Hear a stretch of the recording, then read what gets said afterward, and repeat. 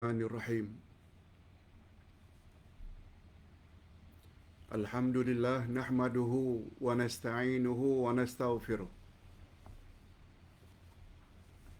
Wa na'udzu billahi min shururi anfusina wa min sayyiati a'malina. Man yahdihillahu fala mudilla lahu wa man yudlil fala hadiya lahu.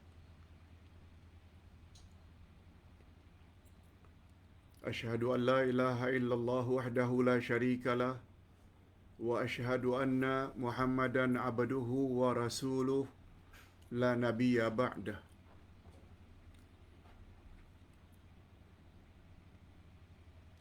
Allahumma salli wa sallim ala nabiyyina Muhammad wa ala alihi wa sahbihi ajma'in, amma ba'd.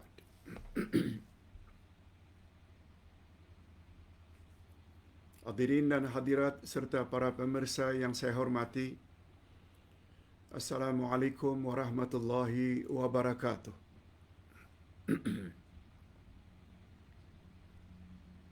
Alhamdulillah, kita bersyukur kehadiran Allah Azza wa Jalla. Berkat taufiknya kita dapat sekali lagi meneruskan pengajian kita dengan Al-Asma'ul Husna. Pada petang ini kita akan kaji 3 nama Allah yang hampir bersamaan maksudnya, yaitu Al-Ghafur, Al-Ghaffar dan Al-Ghafir. Kesemuanya membawa makna yang sama. Allah yang Maha Pengampun. Perkataan istighfar atau maghfirah adalah berasal daripada nama-nama ini. Termasuk juga ghufran, maghfirah, istighfar. Dia ada kaitannya dengan nama Allah Al-Ghafur, yang Maha Pengampun, Al-Ghaffar, yang sangat-sangat pengampun, dan Al-Ghafir, yang Maha Pengampun. Semua maknanya sama, yang ada kaitannya dengan ampunan. Untuk ketiga-tiga nama Allah ini, kita akan buktikan tertera dalam Al-Quranul Karim. Sila lihat buku Mengenal Allah Melalui Al-Asma'ul Husna,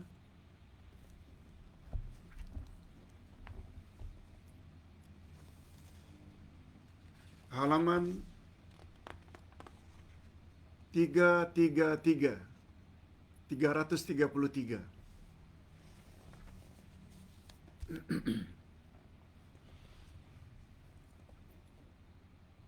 Semua nama Allah adalah tauqifiyah.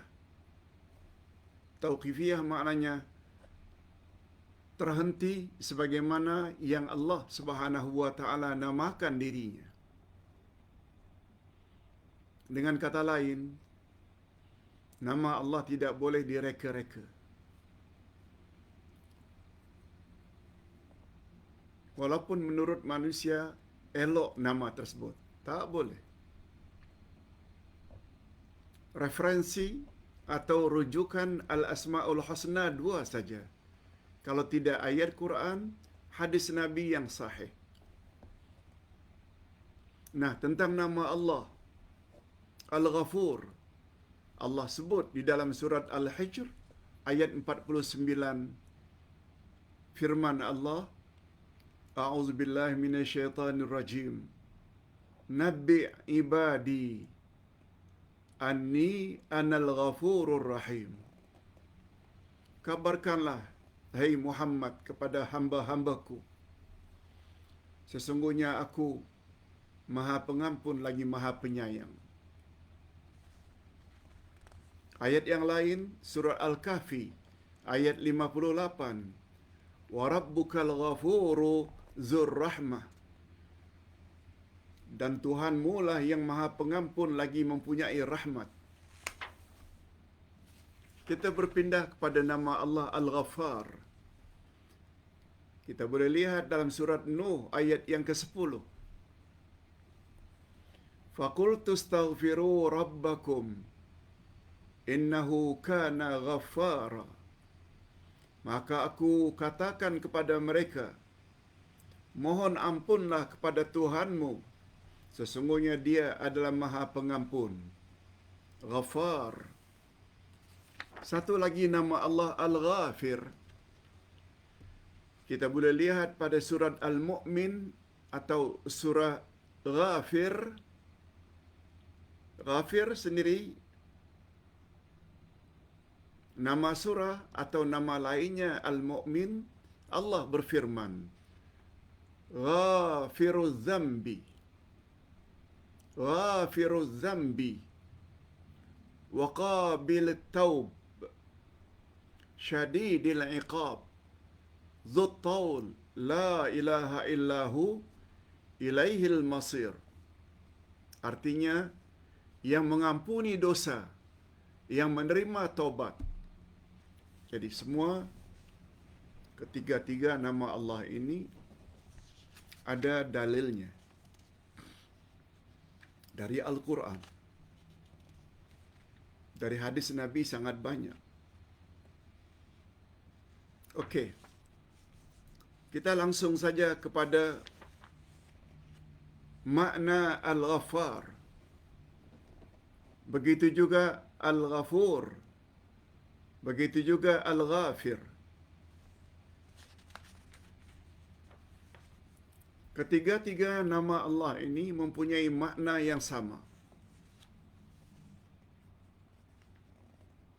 Walaupun di sana sini ada sedikit perbezaan,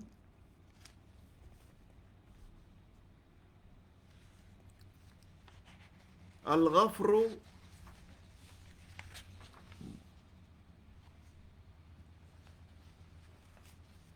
makna Al-Ghafur Al-Ghaffar, Al-Ghafir. Ia berasal dari perkataan Al-Ghafru. Ghain, Fa, Ra. Ghafrun. Yang artinya menutup.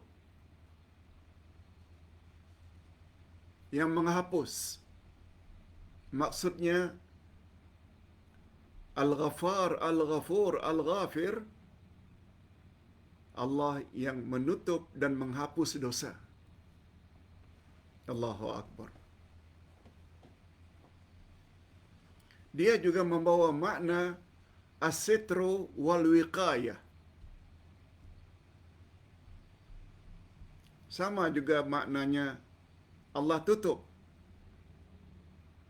Allah jaga, Allah pelihara orang-orang yang berdosa apabila mereka minta ampun kepada Allah.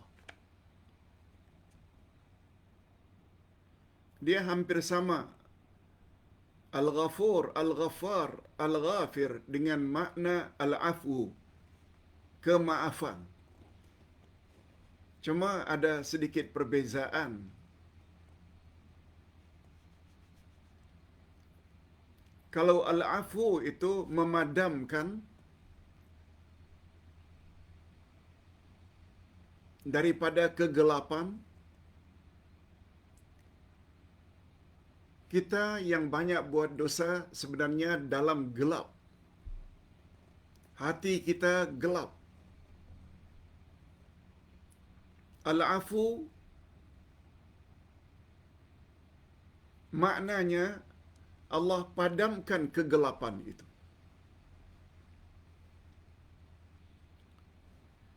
Sedangkan Al-Ghafur, Al-Ghaffar, Al-Ghafir, ia membawa makna memasukkan cahaya ke dalam hati. Memahami ini sangat mustahak. Itu sebabnya kita bukan hanya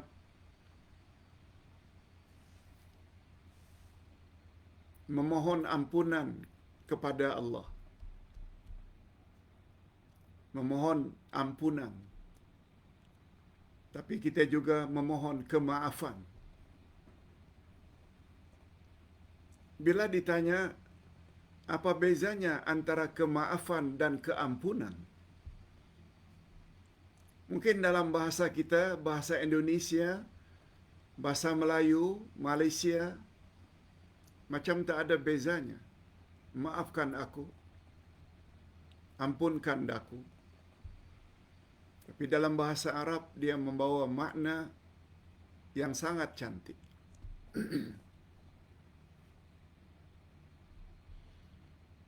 Kemaafan Allah tak cukup kalau kita tidak mendapat keampunan. Nama Allah Maha Pemaaf itu Afuwun. Sebagaimana doa kita di malam Lailatul Qadar yang diajar oleh Nabi.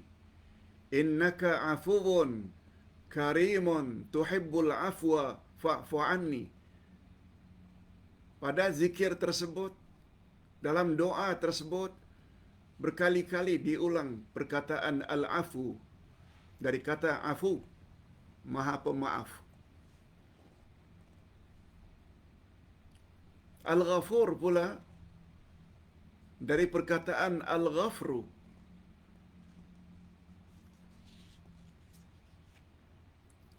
Sekali lagi Ustaz ulang, cantiknya gandingan antara Al-Afu dengan Al-Ghafur. Sebagaimana firman Allah dalam surat Al-Hajj ayat 60. Coba dengar. Innallaha la'afun ghafur. Sesungguhnya Allah Maha Pemaaf lagi Maha Pengampun. Mengapa ada dua gandingan ini, afu dengan ghafur? Ingat, al-afu memadamkan kegelapan dalam hati. Pemadaman, pembersihan. Itu afu. Ghafur pula memasukkan cahaya dalam hati. Allahu Akbar. Kalau sekedar menghilangkan cahaya, maaf. Kalau sekedar menghilangkan kegelapan, hati yang kotor, hati yang gelap, Allah Subhanahu wa Ta'ala boleh padamkan kegelapan itu. Kalau sekedar dipadamkan kegelapan, masih gelap lagi. Tetapi Ghafur pula, Allah masukkan cahaya ke dalam hati.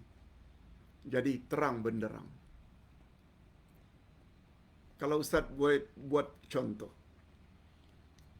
Cat rumah kita di bahagian luar setelah 10 tahun, 15 tahun, akan mula pudar. Malah terdapat retak-retak.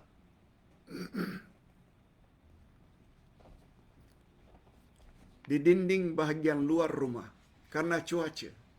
Hujan panas, cat tersebut akan berubah menjadi tidak elok.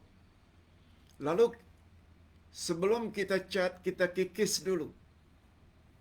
Kikis dulu. Mana-mana yang tidak elok kita kikis. Malah kita spray dengan air yang kuat.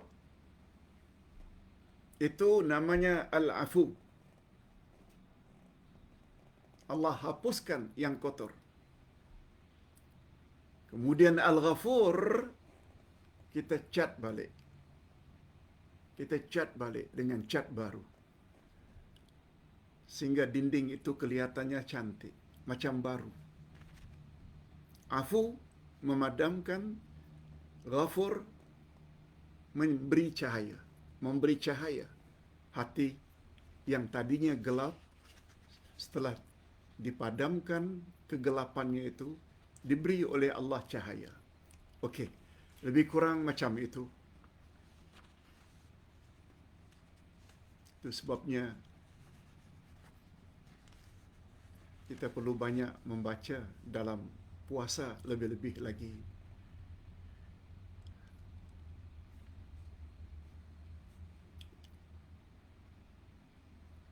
Doa-doa yang diajar oleh Nabi. Allahumma innaka afuun tuhibbul afwa fa'fu anni. Itu minta supaya kegelapan hati itu dihapus oleh Allah.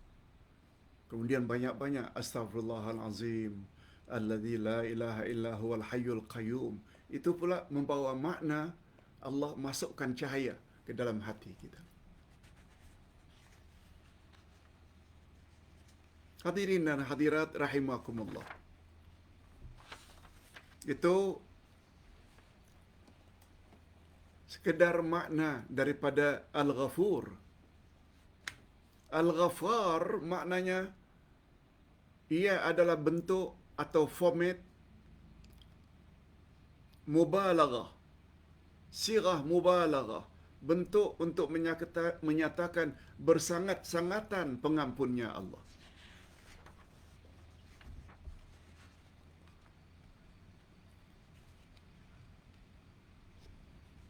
Cuma kalau ingin tahu sedikit perbezaan antara Al-Ghafur dengan Al-Ghaffar. Ini kata ulama akidah. Sila lihat muka surat 339.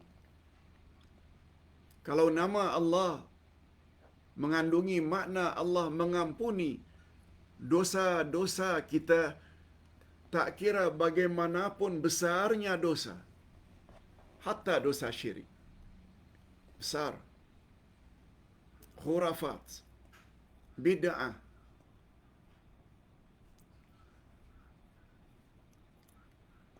lalu Allah Subhanahu wa taala akan ampunkan melalui namanya Al-Ghafur. Tapi Al-Ghaffar pula bersangat-sangatan pengampunnya Allah ditinjau dari sudut, walaupun dosa yang sama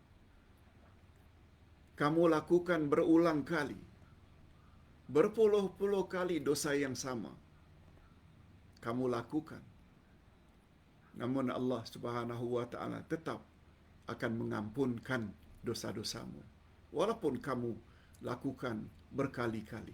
Nah, itu pula yang tersirat di dalam nama Allah Al-Ghaffar. Al-Ghafur, tak kira berapa besar pun dosamu yang kamu lakukan.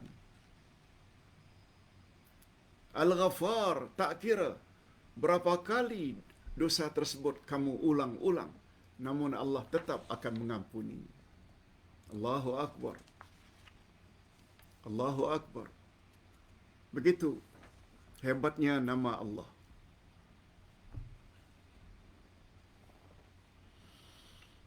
Sebagaimana makna nama Allah Al-Ghafur dan Al-Ghaffar, maka nama Allah yang ketiga Al-Ghafir juga membawa makna yang sama. Sama. Yaitu as-sitru. Allah tutup. Seperti menutup bahagian dengan besi agar terpelihara dari pukulan atau panah ketika berperang. Orang ingin menghantam kita dengan pedang. Orang ingin memanah kita dengan anak panah. Lalu dengan adanya pedang ini, besi yang kita selalu sebut dengan apa namanya?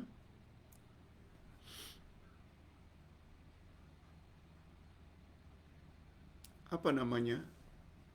Yang kita halang itu. Penghalang itu.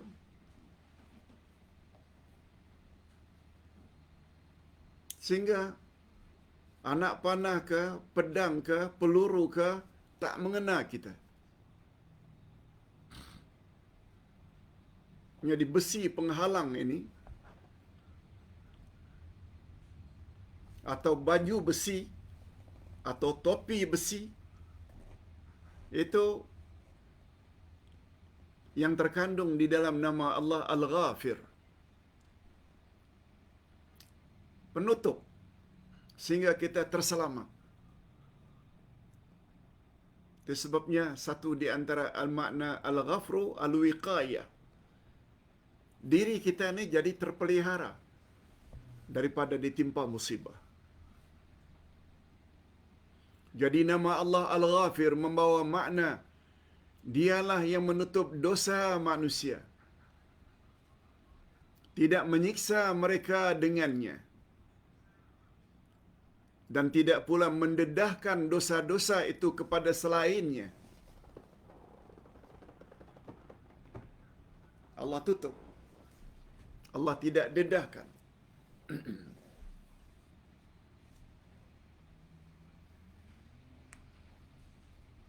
Hadirin dan hadirat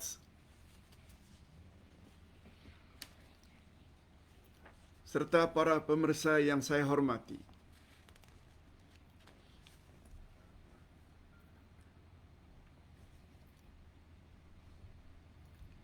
Nah, sekarang yang paling mustahak setelah kita faham makna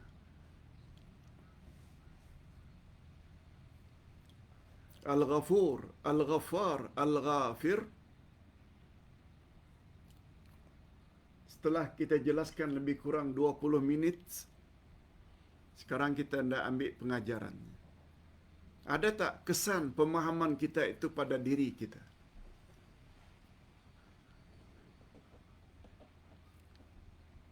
Di antara kesan positif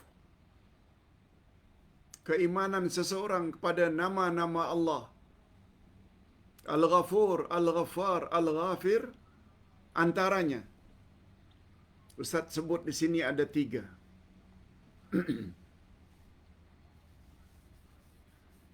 Yang pertama sekali, berkat kefahaman kita terhadap nama Allah Al-Ghafur, Al-Ghaffar, Al-Ghafir, kita akan memiliki hati yang sangat kuat harapan kepada ampunan Allah.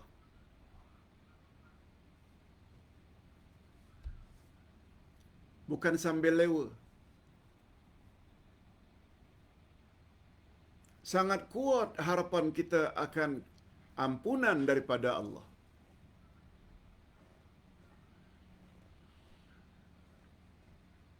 Apalagi hadirin dan hadirat, satu perkara yang Ustaz belum sebut.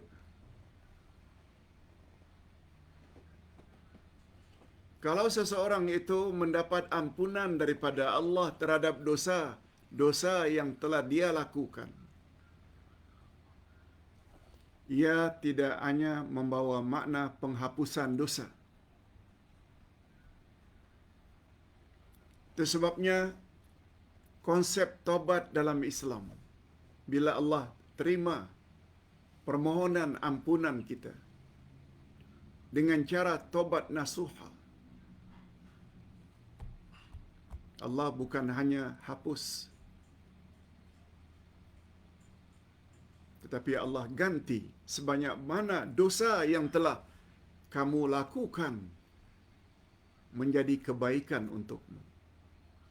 Andai kata kita pernah melakukan 10,000 dosa, 10,000 dosa, lalu kita tobat, lalu tobat kita diterima oleh Allah, 10,000 dosa itu bukan sekedar dihapus, tapi Allah ganti 10,000 dosa tersebut dengan 10,000 kebaikan untuk kita. Allahu Akbar. Itu konsep taubat dalam Islam. Itu sebabnya jangan heran kalau kesan positif daripada mengetahui nama Allah Al-Ghafir, Al-Ghafur, Al-Ghaffar membuat diri kita bersangat-sangatan mengharap ampunan daripada Allah Subhanahu wa taala. Dan mereka akan jadi insan yang tidak lekas putus asa walaupun mereka telah melakukan banyak maksiat dan dosa. Satu. Lebih-lebih lagi ampunan itu dalam bulan Ramadan. Bulan Ramadan dipanggil juga dengan bulan ampunan. Karena ampunan yang Allah sediakan dalam Ramadan melebihi daripada bulan-bulan yang lain. Itu sebabnya malaikat pernah berdoa lalu diaminkan oleh Nabi.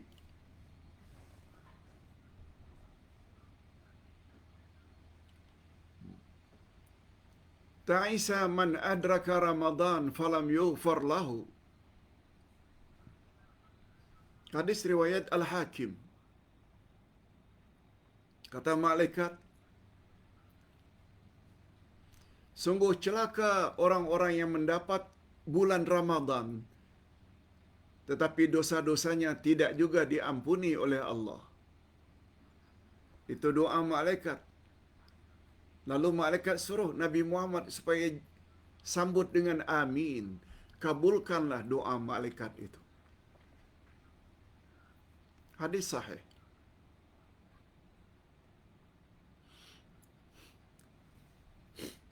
Bulan yang penuh dengan ampunan. Bulan yang penuh dengan ampunan. Lalu tidak diampunkan oleh Allah. Sungguh celaka manusia tersebut. Minta maaf.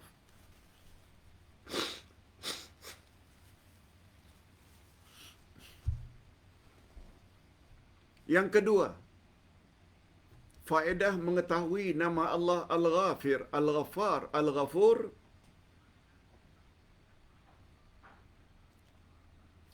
akan membuat seseorang segera tobat kepada Allah dan meninggalkan segala dosa.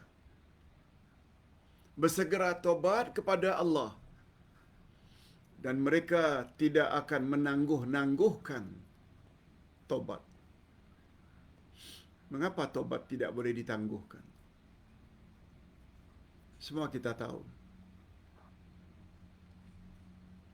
Pintu tobat ada ketikanya ditutup. Allah tak terima lagi tobat. Yaitu apabila sedang sakaratul maut, sedang naza', baru nak tobat. No. Ini sebagaimana sabda Nabi. Inna Allaha yaqbalu taubatal abdi ma lam yatagharghar. Atau kama qala Nabi. Sesungguhnya Allah menerima taubat selagi orang tersebut belum sampai ke peringkat naza', sakaratul maut, tagharghar, yaitu bunyi suara orang yang dekat mati biasanya itu tagharghar, sama dengan sakaratul maut. Pintu taubat tidak akan dibuka. Sedangkan kematian boleh datang anytime. Ini lebih kurang setengah jam, 40 minit lagi kita akan berbuka. Belum tentu sampai kepada berbuka. Belum. Kita boleh mati bila-bila masa. Sebagaimana yang dikehendaki oleh Allah. Oleh sebab itu, segera tobat. Ini kesan iman kita kepada nama Allah Al-Ghafur, Al-Ghafir, Al-Ghaffar. Nah, kesan yang ketiga terhadap nama Allah Al-Ghaffar, Al-Ghafur, Al-Ghafir membuat kita akan senantiasa memperbanyak amal saleh, senantiasa memurnikan iman, tauhid. Jangan bercampur syirik sedikit pun.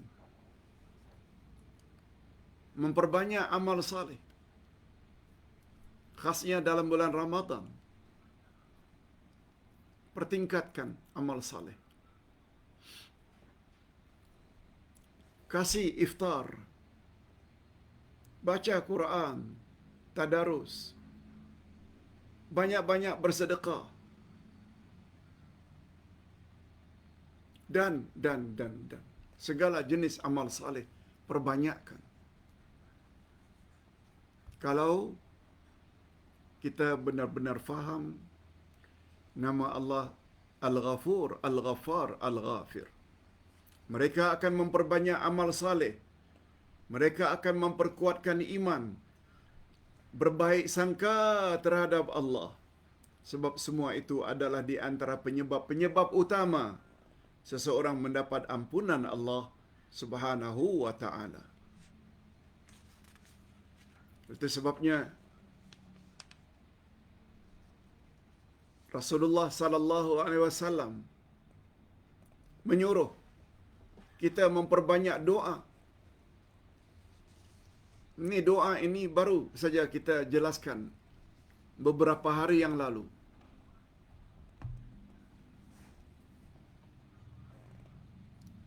Yaitu doa yang selalu dibaca oleh orang yang paling istimewa dari kalangan umat Nabi Muhammad sallallahu alaihi wasallam, yaitu Abu Bakar As-Siddiq.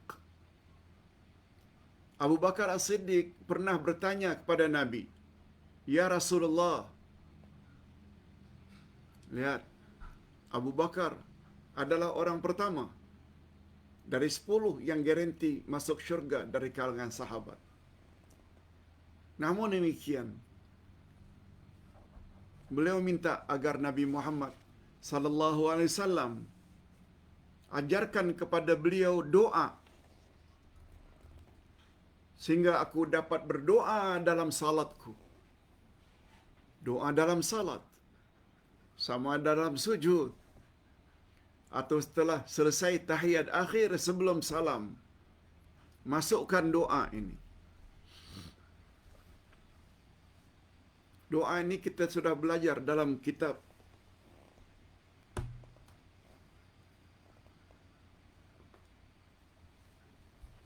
apa? Yes, kitab ini.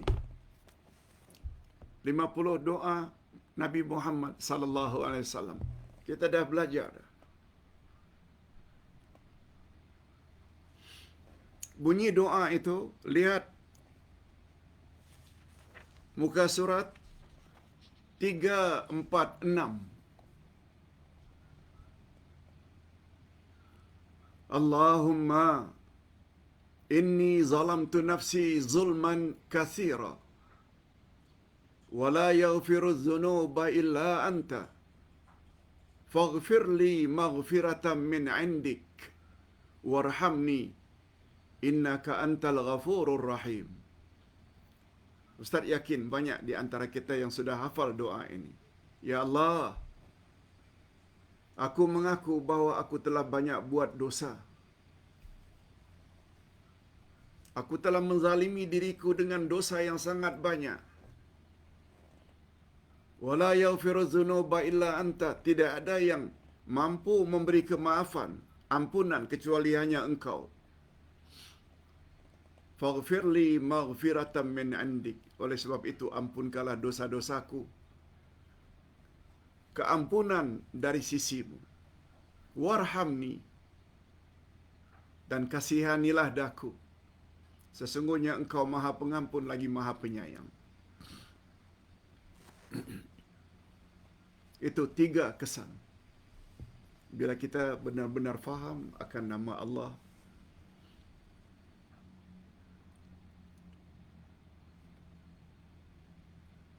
Al-Ghaffar, Al-Ghafur, Al-Ghafir. Namun demikian rasanya tak sempurna kalau Ustaz tidak sebut perkara ini. Walaupun semalam Ustaz sudah sebut. Semalam kan kita belajar mohon kepada Allah agar diampuni segala dosa dan dimudahkan masuk syurga. Ustaz ada singgung sedikit. Tapi lengkapnya buat satu topik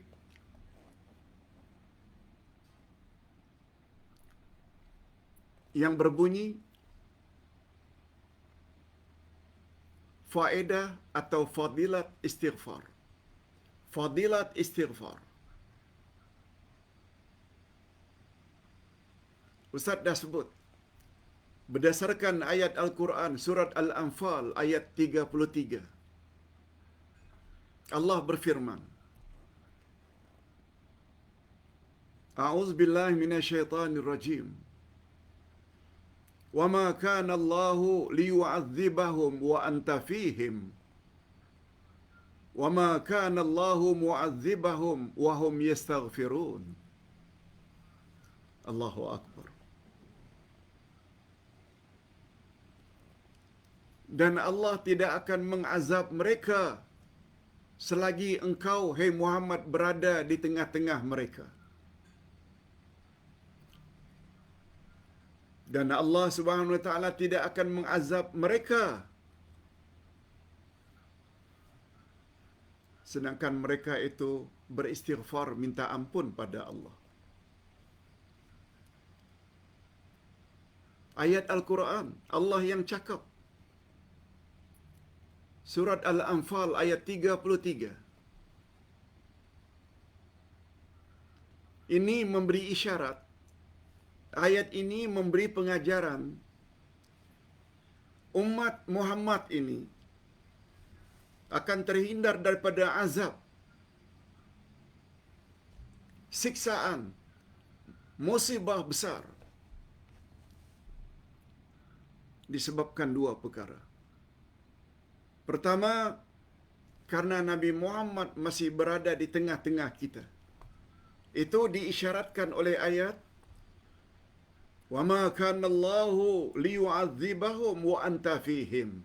Allah tidak akan azab mereka selagi engkau berada di tengah-tengah mereka. Maknanya ketika baginda masih hidup. Wa ma kana Allahu mu'adzibahum wa hum yastaghfirun. Nah, bagaimana dengan kita yang Nabi Muhammad telah wafat 15 abad yang lalu? Allah sebut, dan Allah juga tidak akan mengazab kamu, tidak akan menyiksa kamu sedangkan kamu banyak beristighfar. Allahu akbar. Allahu akbar.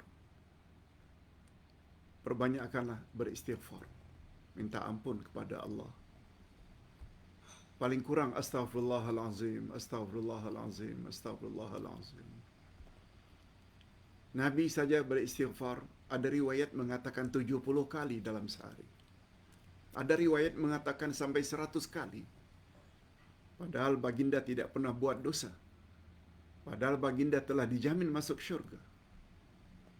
Padahal baginda telah diampuni oleh Allah dosa masa silam dan masa yang akan datang. Bagaimana dengan kita yang belum tentu masuk syurga? Kita pula banyak buat dosa. Tidak ada jaminan daripada Allah dosa-dosa kita diampuni. Sepatutnya bacalah istighfar lebih banyak daripada istighfar yang dibaca oleh Nabi Muhammad sallallahu alaihi wasallam. Istighfar. Perbanyakkan istighfar. Mudah-mudahan apa yang kita sampaikan pada petang ini ada jugalah manfaatnya.